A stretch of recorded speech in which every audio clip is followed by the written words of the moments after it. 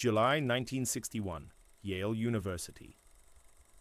A 28-year-old social psychologist named Stanley Milgram is about to conduct an experiment that will fundamentally change how we understand human nature. He's asking a question that everyone has been asking since 1945, since the liberation of the concentration camps, since the Nuremberg trials, since the world learned the full scope of the Holocaust. The question is simple. The answer is terrifying. How did it happen? How did ordinary German citizens, educated, civilized, cultured people, participate in the systematic murder of 6 million Jews? How did teachers and doctors and engineers and fathers become executioners? How did an advanced society descend into industrial genocide?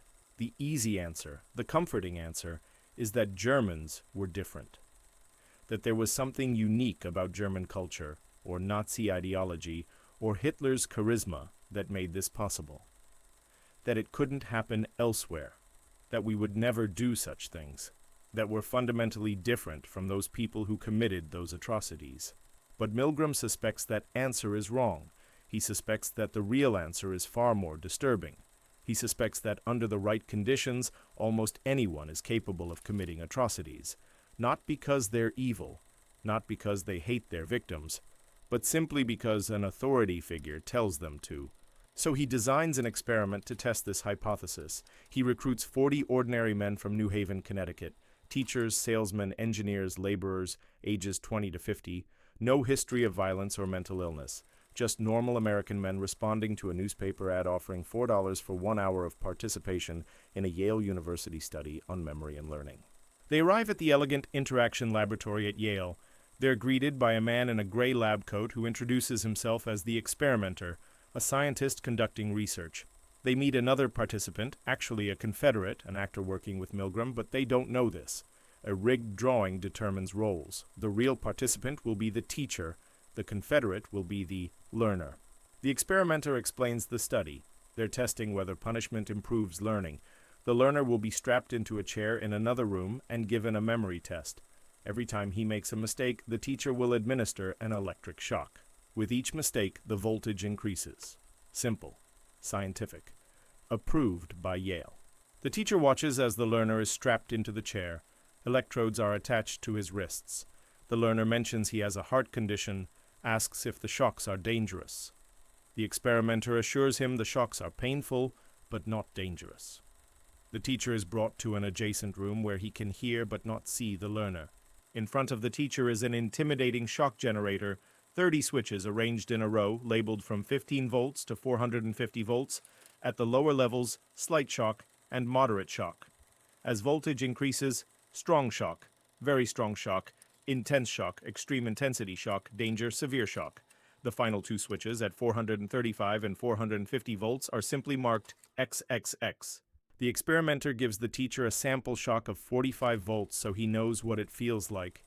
It's painful. Genuinely painful, and he's about to administer shocks 30 times stronger to a stranger with a heart condition. The test begins.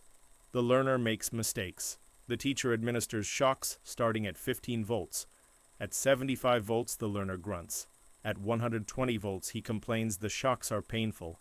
At 150 volts, he demands to be released from the experiment. "I refuse to continue," he shouts. "Let me out of here. My heart's bothering me." The teacher turns to the experimenter, clearly distressed. "Should we stop?" The experimenter responds calmly. "The experiment requires that you continue. Please go on." No threats, no coercion. Just a man in a lab coat saying the experiment requires continuation. Most teachers hesitate, many protest, but the experimenter has prepared responses. It is absolutely essential that you continue. You have no other choice. You must go on. Just calm, authoritative statements, no force, no consequences for refusing. Just an authority figure saying it must continue. And here's what Milgram discovers, what horrifies him, what will horrify the world when he publishes results. 65% of participants continue to the maximum voltage, 450 volts, XXX, the level marked on the generator as potentially lethal. They continue even as the learner screams in agony, even as he pounds on the wall, even as he begs to be released, even as he mentions his heart condition, even as at 330 volts he falls completely silent, which could mean unconsciousness or death. They show signs of extreme stress. They sweat. They tremble. They argue with the experimenter. They express concerns. Some laugh nervously, a stress response. But 65% continue. 26 out of 40 ordinary men push that final switch. As far as they know, they may have just killed a man with a heart condition, and they did it simply because a scientist in a lab coat told them the experiment required it. Before conducting the study, Milgram surveyed psychiatrists, college students, and middle-class adults, asking them to predict results. The predictions were remarkably consistent. Virtually no one would continue to maximum voltage. Perhaps 1 in 1,000, a sadistic outlier. The idea that normal people would administer potentially lethal shocks to a screaming stranger simply because an authority told them to, people found this unthinkable. But it happened. It happens repeatedly as Milgram conducts variation after variation. Different settings, different scenarios, different framings. The percentage varies. Sometimes it drops to 40%, sometimes it rises to 90%, but consistently, a substantial majority of ordinary people obey authority even when obedience means inflicting severe harm on an innocent person. This is the answer to the question no one wanted to answer. The Holocaust wasn't possible because Germans were uniquely evil. It was possible because humans are obedient to authority. The capacity to commit atrocities while following orders isn't aberrant. It's normal. It's built into how our brains process authority, hierarchy, and responsibility. The previous videos in this series examined how specific leaders, Hitler, Stalin, Goebbels, Mao, achieved control over millions. We've analyzed their psychological techniques, their manipulation methods, their systems of power, but we haven't addressed the fundamental question underlying all of them. Why do people obey? Why do ordinary humans participate in evil when ordered to by authority? Milgram's experiment provides the answer, and it's not comforting, it's not reassuring. It doesn't allow us to distance ourselves from history's atrocities by claiming we're different, we're better, we would never do such things. Because the evidence says we would. Most of us would. 65% of us would. Under the right conditions, with the right authority figure, following what we're told is a legitimate purpose, most humans will inflict suffering on innocents simply because we're told to. Not because we're cruel, not because we hate the victim, not even because we believe what we're doing is right, but because we've been conditioned since childhood to obey authority, and that conditioning is so deep, so powerful, so fundamental to how we function in society that it overrides our moral instincts, our empathy, our basic humanity. This is why Hitler's phrase worked, why Stalin's formula worked, why Goebbels' propaganda worked, why Mao's Little Red Book worked. Not because these men were uniquely persuasive, but because they positioned themselves as legitimate authorities, and humans obey legitimate authority even unto murder. Let me take you deeper into Milgram's experiment. Let me show you the variations he conducted, the factors that increased or decreased obedience, the exact psychological mechanisms that make ordinary people capable of extraordinary evil. Let me show you why this matters now, today, in your life, in situations you'll face where authority demands obedience and conscience demands resistance. And let me show you the one factor that consistently reduces obedience, the one thing that helps people resist illegitimate authority, the psychological defense that might have prevented the Holocaust and might prevent future atrocities. Because understanding why 65% of people will kill a stranger when ordered to isn't just historical curiosity, it's survival information. It's the knowledge you need to recognize when you're being manipulated by authority, when obedience becomes complicity, when following orders becomes committing evil. Stanley Milgram discovered something about human nature that we desperately didn't want to know, but now we know it. The question is, what do we do with that knowledge? Stanley Milgram doesn't stop with that first devastating result. He needs to understand the mechanism. He needs to isolate the factors that make ordinary people obedient to the point of murder. So he conducts 18 variations of the basic experiment, systematically changing variables to see what increases obedience and what decreases it. The results map the psychology of authority with disturbing precision. Variation 1. Proximity to the victim. In the baseline experiment, The teacher hears the learner but doesn't see him. They're in separate rooms. What happens when you increase proximity, when you force the teacher to confront the human reality of what they're doing? Milgram conducts several variations. In one, the learner is in the same room just a few feet away. Obedience drops to 40%, still disturbingly high. 4 in 10 people will torture someone sitting right in front of them, but significantly lower than when the victim is distant and abstract. In the most extreme variation, the learner refuses to keep his hand on the shock plate, and the experimenter instructs the teacher to physically force the learner's hand down onto the plate to receive shocks. Obedience drops to 30%, but think about what this means. Even when required to physically grab another human being and force their hand onto a metal plate to electrocute them, 3 out of 10 people still comply. The lesson is clear. Distance enables atrocity. The further we are from our victims, physically, emotionally, psychologically, the easier it becomes to harm them. This is why Hitler's killing machine was industrialized and bureaucratized, why soldiers operate from distances, why drone operators are more willing to kill than infantry, why it's easier to sign an order than to pull a trigger. Physical proximity forces empathy. You see the victim's face, you hear their pleading, you smell their fear. Your mirror neurons fire, making you feel their pain. This is why genocide requires dehumanization first. If victims are seen as fully human, proximity makes killing psychologically difficult. Variation 2. Institutional authority. The baseline experiment is conducted at Yale with the experimenter wearing a lab coat in a prestigious university setting. What happens if you remove institutional prestige? Milgram moves the experiment to a rundown office building in Bridgeport, Connecticut. No mention of Yale. The experimenter represents a private research firm with no special credentials. Obedience drops to 48%, still nearly half, but significantly lower than the 65% at Yale. This reveals the power of institutional authority. Yale's reputation, the lab coat, the scientific setting, these symbols of legitimate authority increase obedience dramatically. People trust institutions. They assume that prestigious universities have ethical oversight, that scientists follow moral guidelines, that if something is happening at Yale, it must be legitimate. This is how atrocities get committed by nations, corporations, institutions. The organization provides legitimacy. Following orders from IBM or the SS or a government agency feels different from following orders from a random person, even when the orders are identical. The uniform, the letterhead, the institutional backing, these transform illegitimate commands into seemingly legitimate ones. Variation 3.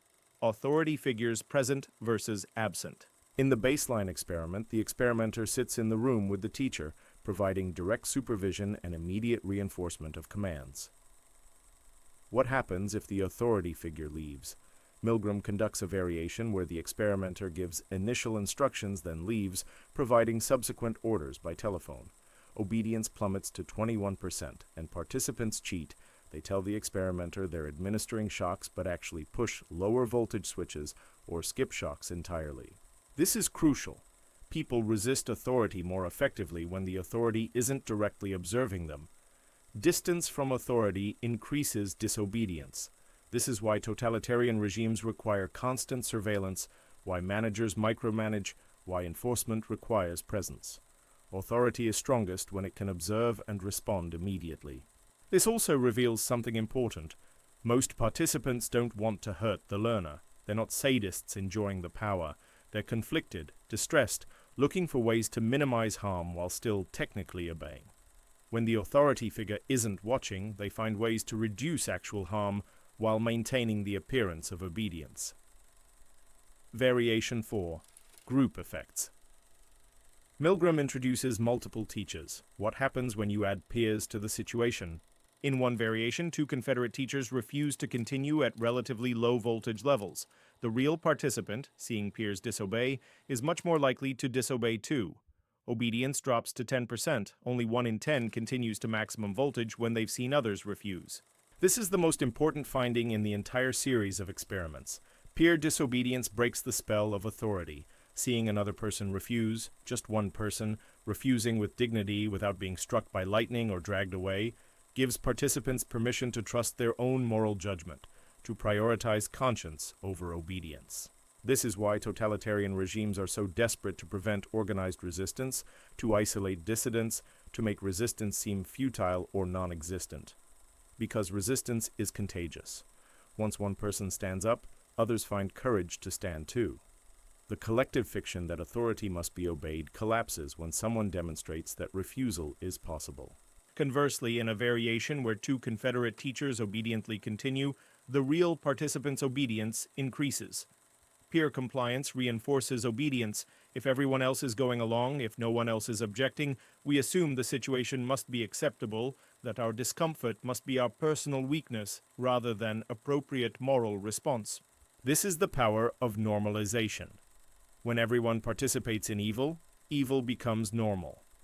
When everyone follows orders, following orders feels like the only option.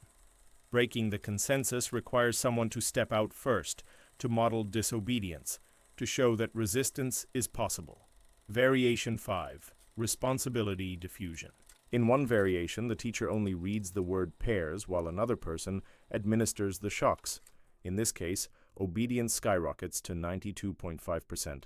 When responsibility is fragmented, when you're just playing a small role in a larger system, when someone else is actually pushing the button, people will participate in almost anything. This explains how bureaucratic evil functions. No one feels responsible for the outcome because everyone is just following their specific instructions, performing their limited role. The person who processed paperwork didn't kill anyone. The person who operated the train didn't kill anyone. The person who built the chamber didn't kill anyone. Everyone is just doing their job, following procedures, executing their small part of a larger system. This is how modern atrocities scale. Individual moral responsibility dissolves into systemic process. No single person feels accountable for the outcome because the outcome is the result of thousands of small actions by thousands of people, each following instructions, each performing legitimate functions within their role.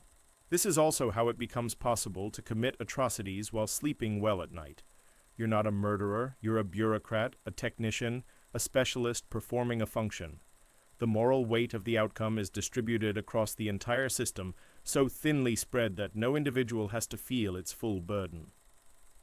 Variation 6. Competing authorities. Milgram introduces a scenario where two experimenters give conflicting commands, one saying to continue, one saying to stop. Obedience collapses to zero. When authorities contradict each other, when the command structure breaks down, participants revert to their own moral judgment and choose to stop harming the learner. This reveals that obedience isn't about the specific command, it's about unambiguous authority. When authority is clear and unified, people obey. When authority fractures, when competing commands create ambiguity, people regain autonomy. They can think for themselves, feel their own discomfort, follow their own conscience. This is why authoritarian systems require unified command, why they eliminate competing power centers, why they suppress alternative authorities. Competing authorities create the psychological space for individual judgment. They reveal that authority isn't absolute, that following orders is a choice, that there are alternatives. Now let's examine the psychological mechanisms Milgram identified that enable obedience even when it requires harming innocence. Mechanism 1. Gradual escalation. The shock generator starts at 15 volts. Each increment is only 15 volts more. There's no obvious threshold where the teacher can say, this is where it becomes wrong. At each step, continuing seems only marginally worse than the previous step they already took. This is the foot-in-the-door technique weaponized. Once you've administered a 15-volt shock, administering 30 volts seems consistent. Once you've done 30, doing 45 seems like continuing the same action. The incremental nature prevents clear decision points. There's no moment where you can say, this is qualitatively different from what I was doing before. This is how atrocities escalate in real situations. First, you're just excluding people from certain jobs, then from certain neighborhoods, then into ghettos, then into camps, then into gas chambers. Each step seems like a small escalation from the previous step, so there's no clear point where you can say, this is where we crossed from acceptable to atrocious.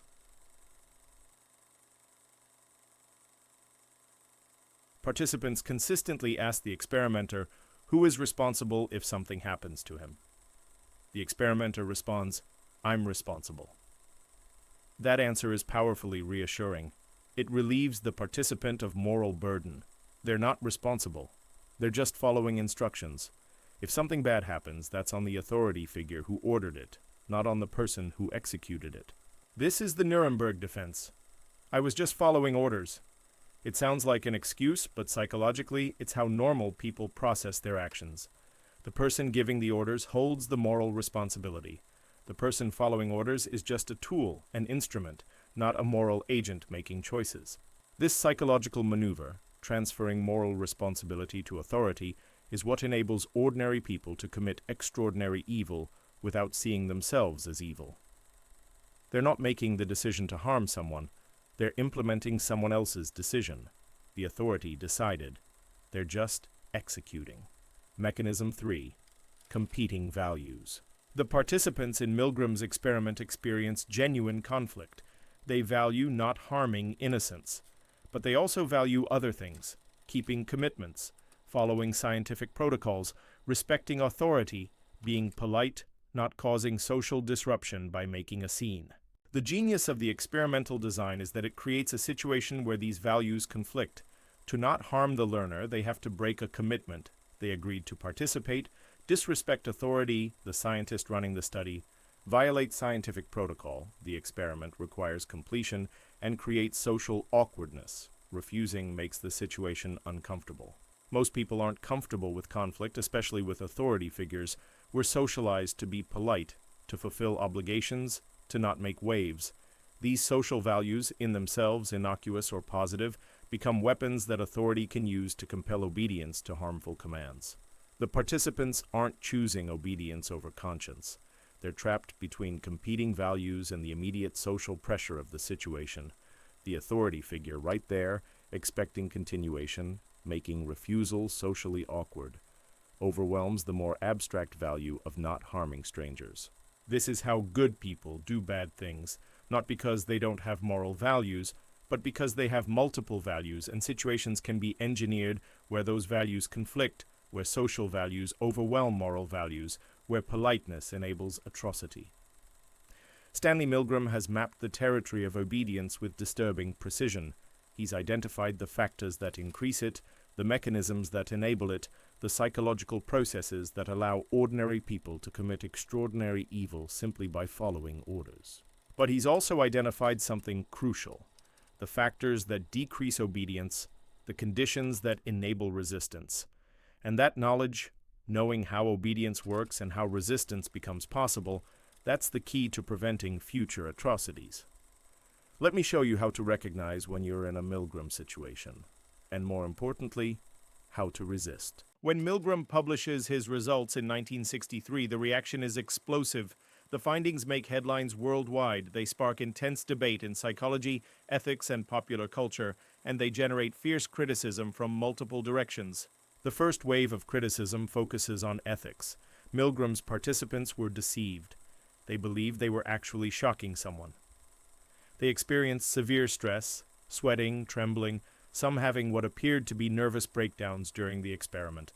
Afterward, many felt terrible about what they'd been willing to do, even after being debriefed and learning no one was actually harmed. Was this ethical? Was it acceptable to put people through this psychological distress, to reveal to them their capacity for obedience unto murder, to shatter their self-image as moral people who would never harm innocents? The American Psychological Association investigates. Milgram's membership is suspended for a year. Critics argue the experiment causes lasting psychological harm, that participants who discovered their willingness to obey harmful commands might suffer permanent damage to their self-concept and moral confidence. Milgram defends his work by pointing to follow-up surveys. 84% of participants say they're glad they participated. Only 1.3% regret it. Many say the experience was valuable, that learning this about themselves and about human nature was worth the temporary distress. Some say it made them more aware of authority's power, more likely to question orders, more conscious of their moral responsibility. But this defense raises uncomfortable questions. Can valuable knowledge justify psychological harm? Should we prioritize protecting research subjects or discovering truths about human nature that might prevent future atrocities? Where's the line between acceptable discomfort and unethical harm? These questions become foundational to modern research ethics. After Milgram and after the Stanford prison experiment in 1971, psychology establishes stricter ethical guidelines. Institutional review boards are created to evaluate research proposals before implementation. Requirements for informed consent become more rigorous. Protocols for minimizing psychological harm become standard. The Milgram experiment couldn't be conducted today, at least not in its original form. Modern ethical standards would prohibit it. This raises another question. Have we prevented important discoveries about human nature by making such research impossible? Is there knowledge we need that we can no longer ethically obtain? The second wave of criticism challenges Milgram's interpretation. Critics argue the experiment doesn't actually demonstrate what Milgram claims. The participants knew this was a Yale experiment conducted by scientists with ethical oversight. They had reasonable grounds to believe no lasting harm was being done, that scientists wouldn't actually let them kill someone. Their obedience wasn't blind. It was based on trust in institutional safeguards. This criticism has some validity. The participants weren't Nazis following orders to kill Jews. They were research subjects in a prestigious university following instructions from scientists. The contexts are different enough that generalizing from one to the other requires caution. However, this criticism misses the crucial point. The participants didn't know there were safeguards. As far as they knew, they were administering potentially lethal shocks to a man with a heart condition who was screaming in pain and demanding release.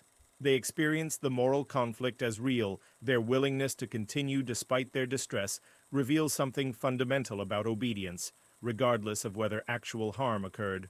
Moreover, real-world atrocities also occur in institutional contexts where perpetrators trust authority, believe in the legitimacy of the system, and assume oversight prevents things from going too far. The Nazi doctors believed they were advancing medical science. Soviet secret police believed they were protecting the revolution. Chinese Red Guards believed they were purifying society. The presence of institutional context doesn't invalidate Milgram's findings, it confirms them. Atrocities happen within institutions justified by authority, committed by people who trust the system. A third wave of criticism comes from cross-cultural research. When Milgram's experiment is replicated in different countries, obedience rates vary. Some cultures show higher obedience, some lower. This suggests obedience isn't a universal constant, but culturally mediated. The highest obedience rates are found in replications conducted in the Netherlands, 92%, and Italy, 85%. Lower rates appear in Australia, 40%, and mixed results in other countries. This variation suggests cultural factors matter. Norms around authority, individualism versus collectivism, trust in institutions, social cohesion. But even the lowest obedience rates are disturbingly high. Even in Australia, where obedience was lowest, 4 in 10 people continued to maximum voltage. The cultural variation is real, but it's variation within a range that's consistently troubling. No culture produces obedience rates close to zero. No society has managed to raise citizens who reliably prioritize conscience over authority. A fourth criticism, more recent, comes from examining Milgram's archived data. Historian Gina Perry discovered that Milgram's published descriptions don't fully capture the complexity of participants' responses. Many participants weren't blindly obedient. They argued, objected, tried to check on the learner, demanded the experiment stop. The experimenter had to push hard, repeatedly insist, sometimes deploy all 4 of his prepared prods to keep participants going. This suggests the obedience wasn't automatic or reflexive. It was negotiated, contested, achieved through persistent pressure from authority. Participants weren't robots executing commands. They were humans in conflict, experiencing genuine moral distress, trying to find ways out, ultimately succumbing to sustained authoritative pressure. This criticism actually strengthens Milgram's core finding rather than weakening it. It shows that even when people resist, even when they argue and object and show clear signs of moral conflict, sustained authority can break that resistance and compel obedience. It's not that people want to obey harmful commands.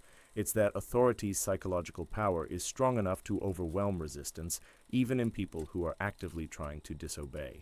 A fifth criticism focuses on demand characteristics, the possibility that participants figured out the experiment's true purpose and played along. Some transcripts show participants questioning whether the shocks were real. If participants suspected the learner wasn't actually being harmed, their willingness to continue doesn't demonstrate obedience unto murder.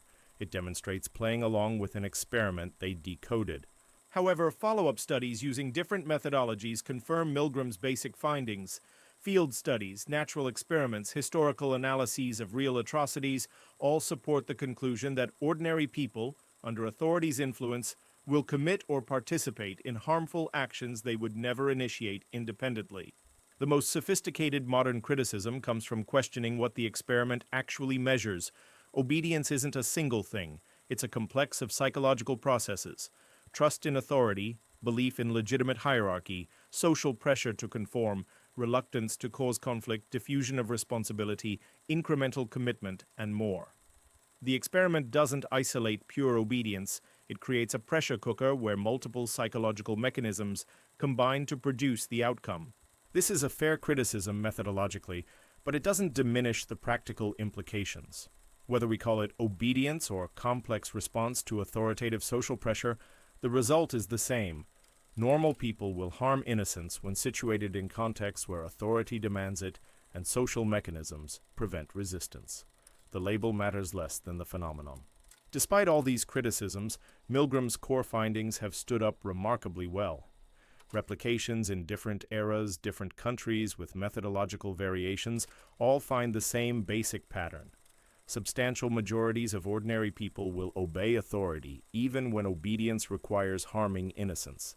The exact percentage varies.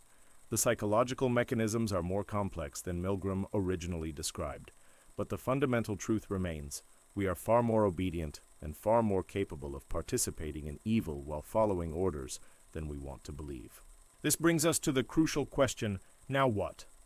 We know that 65% of people will obey authority unto murder. We know the factors that increase and decrease obedience. We know this isn't unique to Germans or any particular culture. We know this is a fundamental feature of human psychology. So what do we do with this knowledge? How do we protect against it? How do we recognize when we're in situations where obedience is being manipulated? How do we cultivate the capacity to resist illegitimate authority? That's what we need to address next. Because understanding Milgram's findings isn't just academic, it's practical survival information. It's the knowledge that might help you recognize when following orders has become complicity in evil. It's the psychological toolkit for resistance. Let's talk about the 35%, the minority who refused, who said no, who stopped before maximum voltage and wouldn't continue no matter what the experimenter said. What was different about them? This is the question that matters most. Because if we can identify what enabled resistance, we can cultivate those traits in ourselves, teach them to others, build societies that produce more resistors and fewer obedient participants in evil. Milgram and subsequent researchers have studied the resistors intensely, looking for common factors. What they found is both encouraging and disturbing. Factor 1. Prior experience with unjust authority. People who'd personally experienced or witnessed serious abuse of authority were more likely to resist. Holocaust survivors, people who'd lived under oppressive regimes, people who'd been seriously mistreated by institutions, they were more skeptical of authority, more willing to trust their own judgment over an authority figure's commands. This is encouraging because it suggests experience can teach resistance, but it's disturbing because it implies the people most equipped to resist authority are those who've already been victimized by it. We shouldn't have to personally suffer injustice to develop the capacity to resist future injustice. Factor 2. Strong ethical framework. Resistors were more likely to have deeply held ethical principles that they'd thought about explicitly. Not just vague sense of right and wrong, but articulated moral philosophy they could reference. Religious believers with serious theological education. People trained in philosophy or ethics. Individuals who'd spent time reflecting on moral questions. These frameworks gave them language and concepts to counter the experimenter's demands. When the experimenter said the experiment requires you continue, they could respond with, "My moral principles require I stop." They had an alternative authority, their own ethical framework, that could stand against the experimenter's institutional authority. This suggests moral education matters. Not simplistic be nice lessons, but serious engagement with ethical questions. development of personal moral philosophy, practice articulating and defending ethical positions. People who've thought deeply about morality are better equipped to recognize and resist its violations. Factor 3. Empathy and perspective taking. Resistors showed higher capacity for empathy. They focused on the learner's suffering rather than the experimenter's authority. They imagined themselves in the learner's position. They treated the learner's pain as more real and more important than the experiment's protocols. Obedient participants often psychologically distanced themselves from the learner. They focused on the voltmeter, on the experimenter's instructions, on technical aspects of administering shocks. They avoided thinking about the learner as a suffering human. This avoidance made continued obedience psychologically easier. Resistors did the opposite. They kept the learner's humanity central. They vocalized concern. That man is suffering. He could be seriously hurt. He wants to stop. By naming the learner's experience, by treating his suffering as real and significant, they made continued shocking psychologically impossible for themselves. This teaches us something crucial: maintaining empathy, keeping victims' humanity visible, refusing to distance ourselves psychologically from the consequences of our actions. These are all resistance strategies. When institutions or authorities try to make us focus on procedures rather than people, on rules rather than suffering, on technical requirements rather than moral reality, that's a warning sign that we're being manipulated toward participation in evil. Factor 4. Willingness to accept social discomfort. Resistors were willing to be awkward, to create conflict, to disappoint authority, to be seen as difficult or uncooperative. They valued their own moral judgment more than social harmony. This sounds simple, but it's psychologically very difficult. Humans are deeply social. We're evolved to maintain group cohesion, to avoid conflict with authority, to not make waves. Creating social discomfort by refusing to follow instructions activates deep anxiety. We feel like we're breaking fundamental social rules. Resistors could tolerate this discomfort.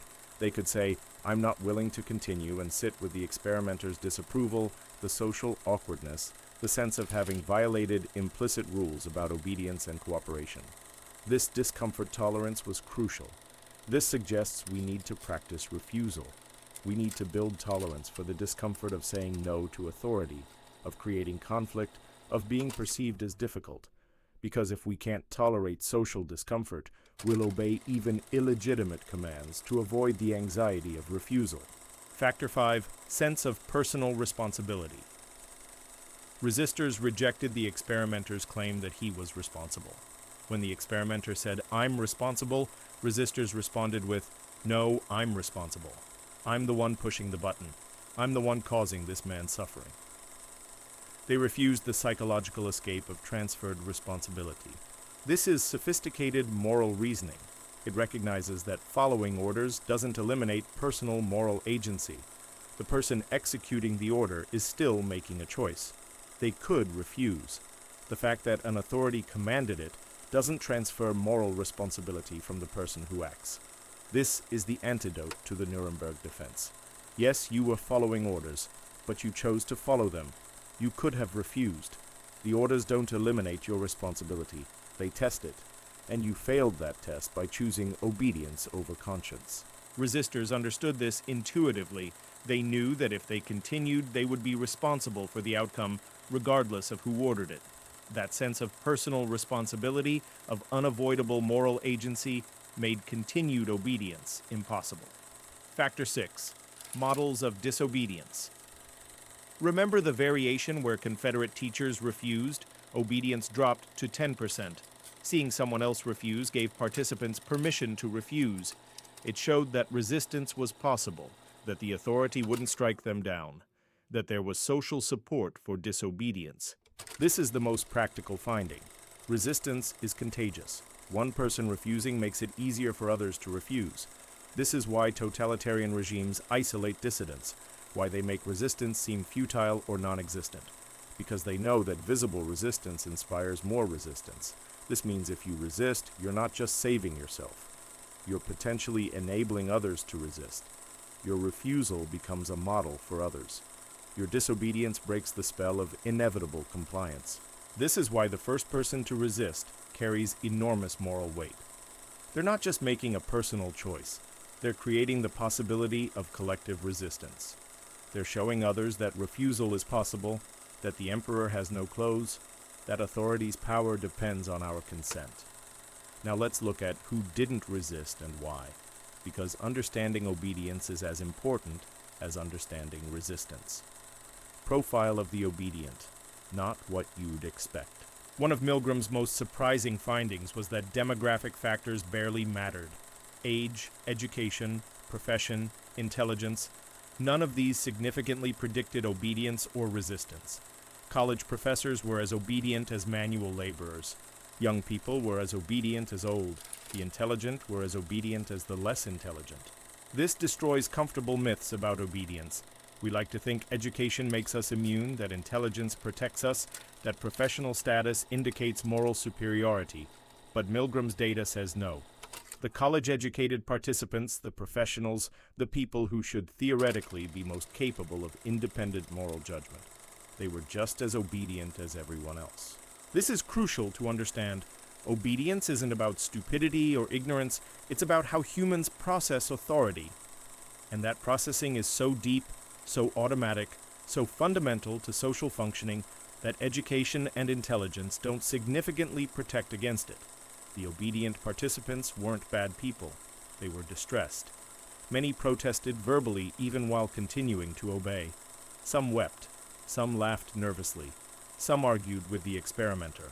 But they continued. They found ways to rationalize continued obedience even as they hated what they were doing. Common rationalizations included, he volunteered for this, he knew there were risks. The shocks can't be that dangerous or Yale wouldn't allow it. The experimenter must know what he's doing. I've come this far, I should finish. It's just an experiment. It's for science. He seems okay, he's still responding. These rationalizations let participants maintain their self-image as moral people while acting against their moral instincts. They constructed narratives that made obedience seem acceptable, even though at a gut level they knew it was wrong.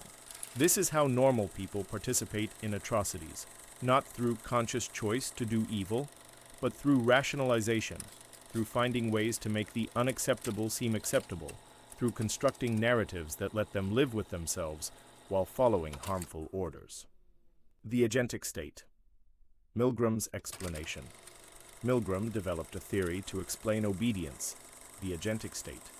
He argued that humans can operate in two psychological modes. In the autonomous state, we see ourselves as agents responsible for our own actions. We make decisions based on our own moral judgment. We're fully present as moral actors. In the agentic state, we see ourselves as agents of authority implementing someone else's will. We psychologically become instruments, tools, executing commands. Moral responsibility shifts to the authority figure. We're just following orders. The transition between these states is the crucial moment. Once someone enters the agentic state, once they accept that they're following the authority's will rather than exercising their own judgment, obedience becomes much easier. They're not deciding to harm someone. They're executing a decision made by legitimate authority. The experiment is designed to induce this transition. The institutional setting, the lab coat, the scientific framing, the experimenter's calm authority. All of these signal that this is a legitimate authority who should be obeyed. The gradual escalation prevents clear decision points where the participant might consciously choose to remain autonomous. Resistors are people who never fully enter the agentic state or who recognize they've entered it and consciously exit. They maintain or reclaim their sense of personal moral agency. They refuse to see themselves as mere instruments. They insist on remaining autonomous moral actors even in the face of authority's pressure. This theory has been criticized as too simple, as not fully accounting for the complex motivations and psychological processes involved. But it captures something important, the psychological shift where we stop seeing ourselves as responsible agents and start seeing ourselves as instruments of authority. And that shift is real, powerful, and central to how obedience works. The Stanford Prison Experiment. Milgram's dark twin. 9 years after Milgram, psychologist Philip Zimbardo conducts another famous experiment. He transforms Stanford University's basement into a mock prison, He randomly assigns student volunteers to roles as guards or prisoners. The plan is to run the experiment for 2 weeks. It lasts 6 days. The guards become abusive. The prisoners become passive and depressed. The situation escalates so quickly toward genuine psychological harm that Zimbardo is forced to terminate early. The Stanford prison experiment is often taught alongside Milgram as demonstrating similar principles about authority and obedience. But there's a crucial difference. Milgram's participants hated what they were doing and showed obvious signs of distress. Zimbardo's guards seemed to enjoy their power, to embrace their roles, to become genuinely cruel. Recent analysis of Zimbardo's archived data reveals problems with the experiment's design and interpretation. Guards were coached to be tough. The cruelty wasn't as spontaneous as originally claimed. The study's ethical problems were more severe than acknowledged. But even with these problems, the experiment reveals something disturbing. Give people power, remove accountability, create a situation where cruelty is normalized and even encouraged, and many people will embrace cruelty. Not just obey cruel orders, but enjoy exercising cruel power. This is the dark side that Milgram's experiment only hints at. Most Milgram participants were distressed by their obedience, but some weren't. Some participants showed no sign of conflict. They administered shocks calmly, mechanically, without apparent emotional response. And in real atrocities throughout history, there are always people who don't just obey cruel orders, but enthusiastically embrace them, who find pleasure in power over victims. Milgram's experiment doesn't explain these people. His findings apply to the majority who obey despite moral conflict. But there's a minority, smaller but significant, who obey without conflict or who actively enjoy inflicting harm when given authority to do so. Understanding them requires different frameworks, potentially clinical psychology and personality disorders, rather than social psychology. Modern replications and extensions. Milgram's experiment has been replicated numerous times with various modifications.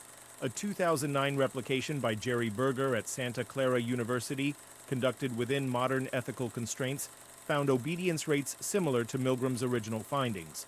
Even with more extensive informed consent, with explicit statements that participants could quit any time, with safeguards Milgram didn't have, still, 70% of participants were willing to continue beyond a 150 volts, the point where the learner first demands to be released. This suggests Milgram's findings remain valid. The psychology of obedience hasn't changed in 50 years. Modern people aren't more or less obedient than people in the 1960s. Virtual reality versions of the experiment, where participants know intellectually that no real person is being harmed, but still see and hear realistic simulations, produce similar emotional responses and similar, though somewhat lower, obedience rates.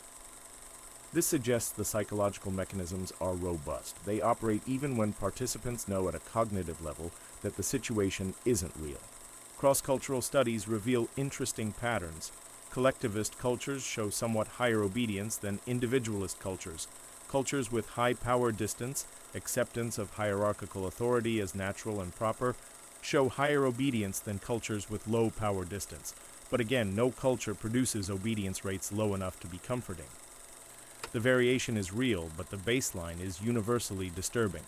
Studies examining gender find mixed results. Some show slightly lower obedience in women, some show no difference, some show slightly higher obedience depending on the authority figure's gender. The differences, when they exist, are small. Gender doesn't protect against obedience any more than education or intelligence do. What about political ideology? Do conservatives obey more than liberals, or vice versa? Results are mixed and depend heavily on how the experiment is framed. Both conservatives and liberals show high obedience when they perceive the authority as legitimate and the cause is justified. Political ideology affects who we see as legitimate authority, but not the underlying mechanism of obedience to authority we deem legitimate. This brings us to the crucial insight. Obedience isn't about being authoritarian in personality or politically conservative or poorly educated or unintelligent or morally undeveloped. Obedience is a fundamental feature of human social psychology that affects virtually everyone under the right conditions. The relevant question isn't, am I the type of person who would obey? The answer is almost certainly yes. The relevant question is, how do I recognize when I'm in an obedience situation And how do I consciously choose resistance? That's what we need to address in the final act, because understanding obedience isn't enough. We need practical strategies for resistance. We need to know how to recognize when authority has become illegitimate, when following orders has become complicity in evil, when obedience requires resistance. Let me show you how to be part of the 35%, how to recognize the Milgram situations in your own life, how to resist when resistance is necessary. Stanley Milgram died in 1984 at age 51 of a heart attack. He never stopped thinking about obedience, never stopped warning about its dangers, never stopped hoping his research would help people recognize and resist illegitimate authority. Before he died, he identified several warning signs, indicators that you're in a situation where authority is being used to manipulate you into actions your conscience rejects. These warning signs are worth memorizing. They might save your life. They might save you from becoming complicit in evil. Warning, sign 1. Gradual escalation without clear thresholds. If you find yourself in a situation where you're being asked to do increasingly problematic things, but each step seems only marginally worse than the previous step, you're in a Milgram situation. The shock generator started at 15 volts and increased in small increments. Each step seemed justified by the previous step. There was no clear moment to say, this crosses a line. Real-world equivalence. You're asked to slightly bend rules, then bend them a bit more, then break them, then do something clearly unethical. But each step seems like a small escalation from what you've already done. You're being eased into complicity through incremental commitment. Response: consciously identify your actual ethical lines before entering situations where they might be tested.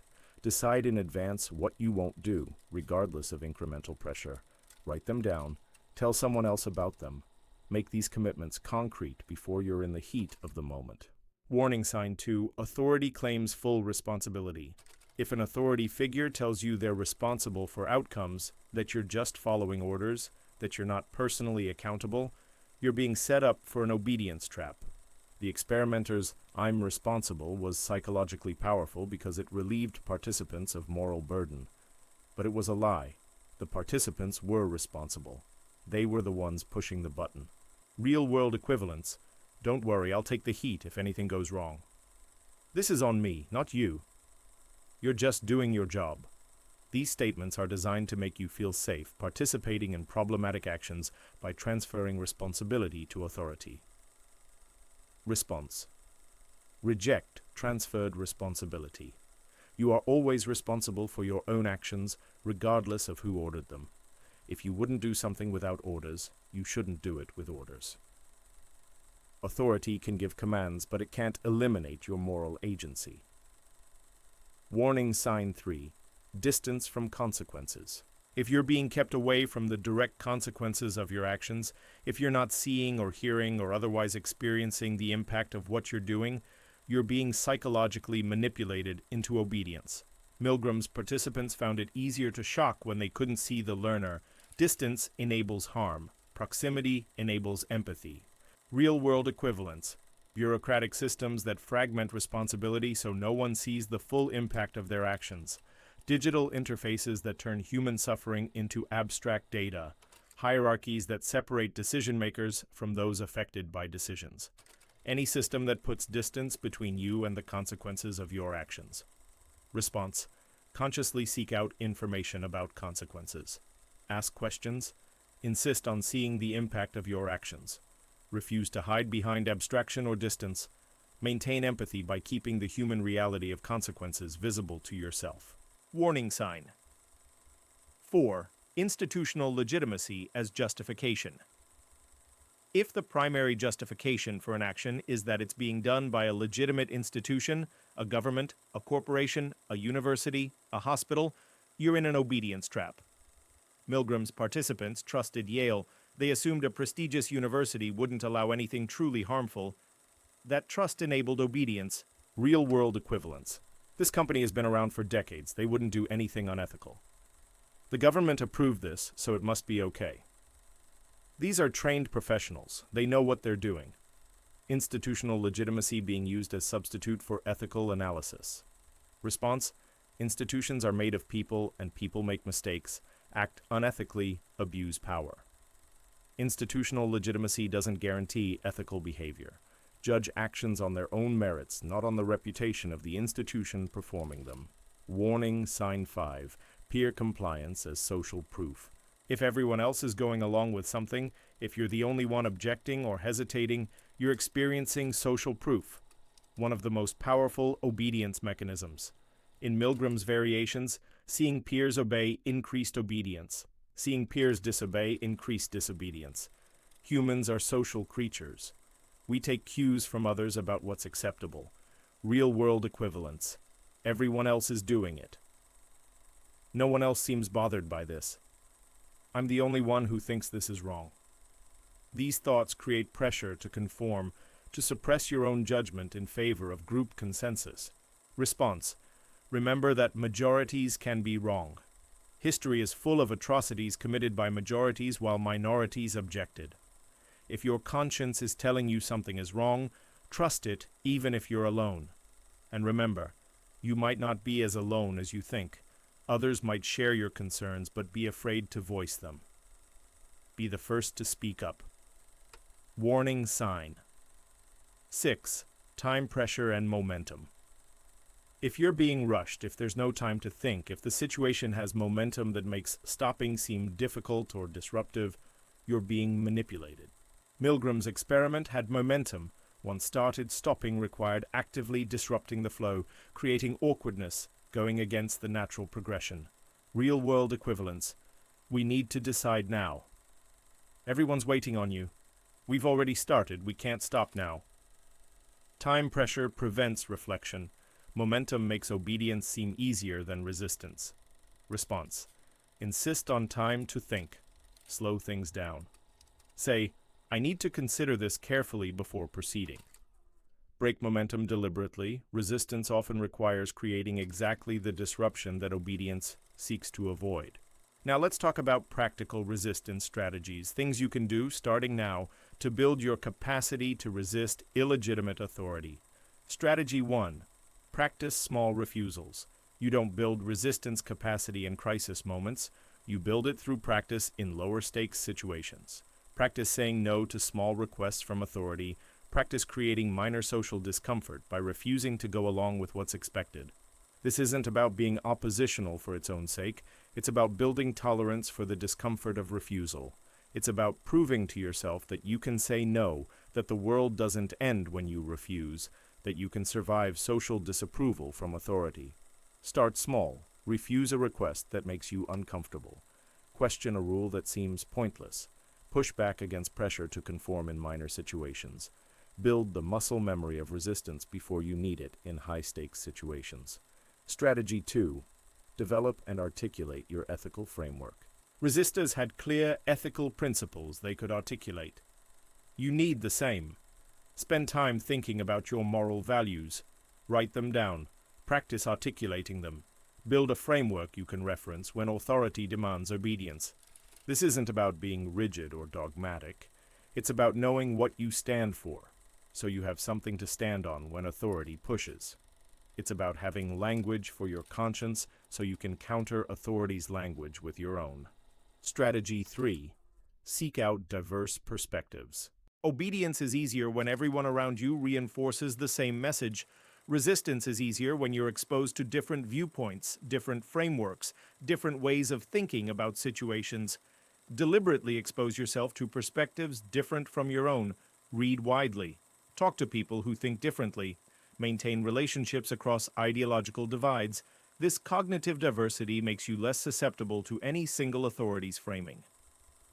Strategy 4. Build community with other resistors. Remember that peer disobedience was the most powerful factor in reducing obedience. You need community with people who value resistance, who practice questioning authority, who support each other in refusing illegitimate demands. This isn't about creating an echo chamber. It's about having social support for the difficult act of resistance. It's about not being isolated when you refuse, about knowing others will back you up, about creating social proof for disobedience. Strategy 5. Study historical examples of both obedience and resistance. Learn about the Holocaust. Learn about My Lai. Learn about Abu Ghraib. Learn about corporate scandals where ordinary employees participated in fraud. Learn about all the situations where people followed orders into evil, but also learn about resistors. Learn about people who said no. Hans and Sophie Scholl distributing anti-Nazi leaflets. Hugh Thompson stopping the My Lai massacre. Whistleblowers who sacrificed careers to expose wrongdoing. Ordinary people who hid Jews, who refused to participate, who chose conscience over obedience. Study both patterns. Learn to recognize the situations. Learn from the resistors. Build a mental library of examples you can reference when you need courage. Strategy. 6. Maintain your humanity. The most fundamental resistance is refusing to see people as abstractions, as data, as acceptable losses, as necessary sacrifices.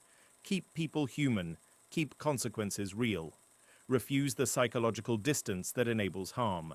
If you're asked to do something that harms people, insist on seeing those people as people, know their names, understand their stories.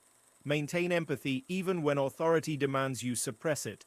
Because once you dehumanize victims, once you accept they're less important than procedures or orders or efficiency, at that point you've lost the capacity to resist.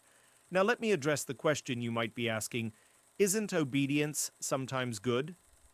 Don't societies need order? Doesn't authority serve important functions? Yes, absolutely yes. Obedience to legitimate authority enables civilization. We couldn't have complex societies if everyone questioned every instruction, if no one followed rules, if authority was always contested. Teachers need students to follow instructions. Employers need employees to complete assigned tasks. Governments need citizens to follow laws. Obedience in itself isn't evil. The problem is discernment. The problem is that the psychological mechanisms that enable obedience to legitimate authority are the exact same mechanisms that enable obedience to illegitimate authority. Your brain can't reliably distinguish between follow this professor's teaching instructions and follow this scientist's command to electrocute someone. This is why understanding Milgram matters. Not to eliminate obedience, that's impossible and undesirable, but to develop conscious discernment, to recognize when authority is legitimate and when it's not, to know when obedience serves good purposes and when it enables evil. The lesson of Milgram isn't never obey authority, it's don't obey authority automatically, reflexively, without engaging your moral judgment. It's recognize that your instinct to obey can be exploited by illegitimate authority. It's build the capacity to consciously choose disobedience when obedience requires compromising your core values. Here's the final, crucial insight from Milgram's research. The difference between the obedient and the resistors wasn't intelligence, education, personality, or any fixed trait. It was consciousness. The resistors were people who stayed conscious of their moral agency, who refused to slip into automatic obedience, who maintained awareness that they were making choices. You can be that conscious. You can be part of the 35%, not by being smarter or better educated or more moral by nature, but by being aware, by recognizing obedience situations, by practicing resistance, by maintaining your humanity, by consciously choosing conscience over comfort. 65% of people will kill a stranger if ordered to by legitimate-seeming authority. That's the disturbing truth Milgram discovered. But 35% will refuse. They'll resist. They'll say no. Which group you're in isn't determined by your nature. It's determined by your choices, by your awareness, by your practice, by your commitment to remaining a moral agent rather than becoming an obedient instrument. Stanley Milgram spent his life hoping his research would help people resist. He wanted us to understand obedience so we could consciously choose disobedience when necessary. He wanted his disturbing findings to serve as warning and protection. The warning is clear. You're capable of obeying authority into evil. The conditions that produce obedience are common. The mechanisms are powerful. The risk is real. But so is the protection. Once you understand how obedience works, once you recognize the warning signs, once you practice resistance and build community with other resistors, once you commit to maintaining your moral agency, you can be part of the 35%. The choice is yours. It's always been yours. Even when authority makes it feel like you have no choice, you do. You can refuse, you can resist, you can say no. And that choice, That conscious, costly, difficult choice to disobey illegitimate authority even when obedience is easier, that's what stands between civilization and atrocity.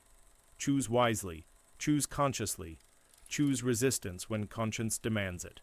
Because the alternative isn't just your own participation in evil, it's the loss of the one thing that makes us human, the capacity to choose right over wrong even when authority demands wrong. 65% failed that test in Milgram's experiment. Don't be part of the 65% when you face your test.